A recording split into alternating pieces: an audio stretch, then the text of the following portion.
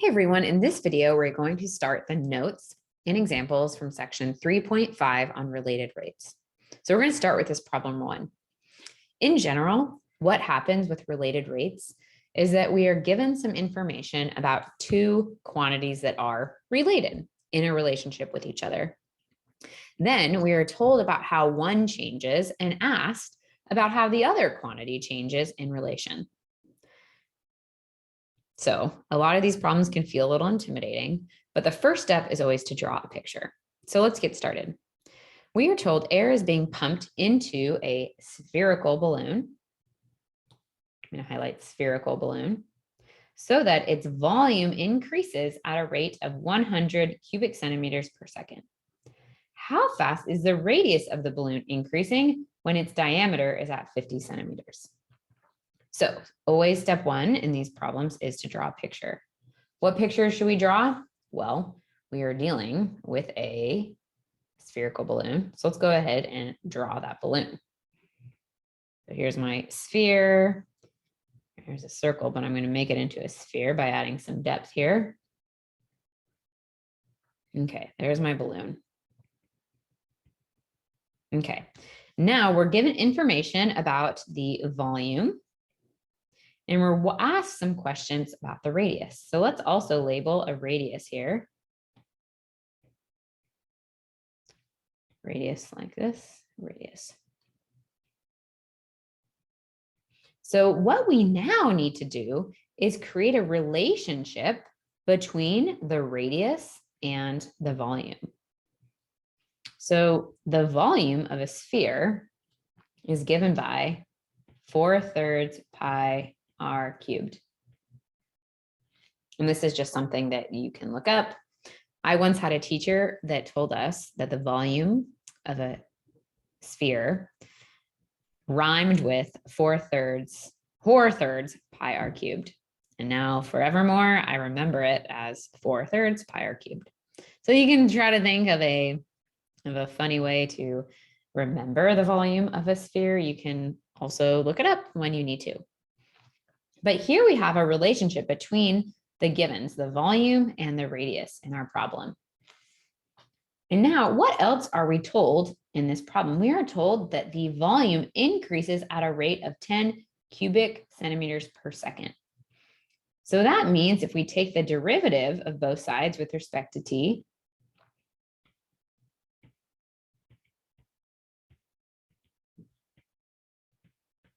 our WRTs with respect to time, what do we get? Well, on the left side, we just get dv dt. Now, radius is changing as time moves as well. So radius is a function of time. So when we take the derivative of the right side, we get derivative of 4/3 pi r of t cubed. We're going to take that derivative here. So that would look like, well, 4/3 pi is a constant. So that's just going to come out. Then the 3 comes down using the power rule, r squared. And then remember, r is a function of t, so then we need the derivative of r with respect to t. So I'm just going to change that notation a little bit to make it a little clearer. We have dr dt. Okay, so now let's just summarize here. So I have derivative of volume with respect to t is equal to, my 3's cancel. So I'm just left with 4 pi r squared dr dt. Okay, so let's just take a pause here. What we've done is drawn our picture. We've identified or created a relationship between the volume and the radius, which are two quantities that are given to us. Then we compute the derivative of both sides of that equation. And now what we've done here is found a relationship or an equation relating derivative of volume and derivative of radius. So that's where we get this related rates. We have two rates that we are relating.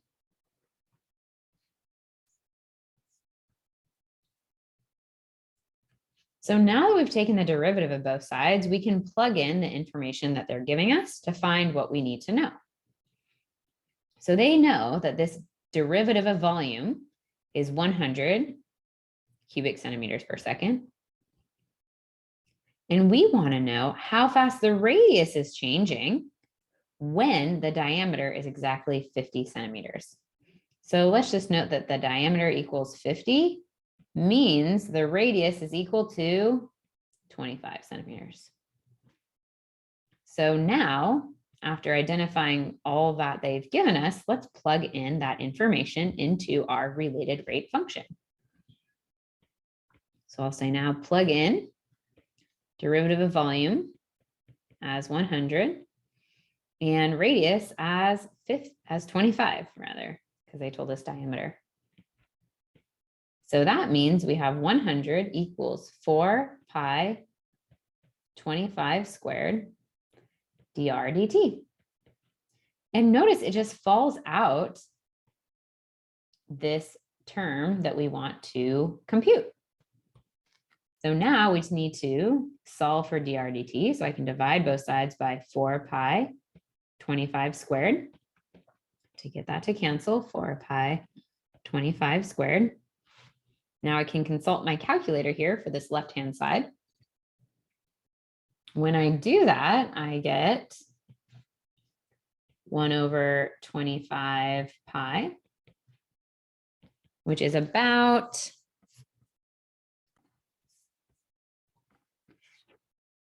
it's a small number. It's about 0.0127 centimeters per second. So this value that we computed is equal to the rate that the radius changes with respect to time.